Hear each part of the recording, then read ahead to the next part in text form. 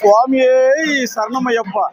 சபரிமலையில் இருக்கக்கூடிய ஐயனுடைய தலம் உலக புகழ்பெற்ற தலமாக இருப்பதற்கு பல்வேறு காரணங்கள் இருக்கு. அதுல இன்னைக்கு ஒரு காரணத்தை நான் உங்களுக்கு சொல்ல போறேன்.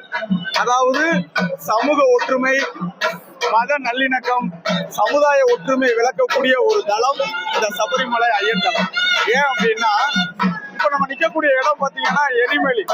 இந்த எரிமலையில் என்ன அப்படின்னா, இந்து மதத்தை சார்ந்த ஐயப்ப பக்தர்கள் எல்லோரும் சபரிமலை ஐயனுடைய நண்பர் வாவர் அவர்களை சந்தித்ததற்கு பிறகு, அவரை தொழுதற்கு பிறகுதான் சபரிமலை ஐயனையே பார்க்க போக முடியும். சோ அப்படிப்பட்ட மத நல்லிணக்கத்தை ஏற்படுத்தக்கூடிய ஒரு தலம் தான் இந்த தலம்.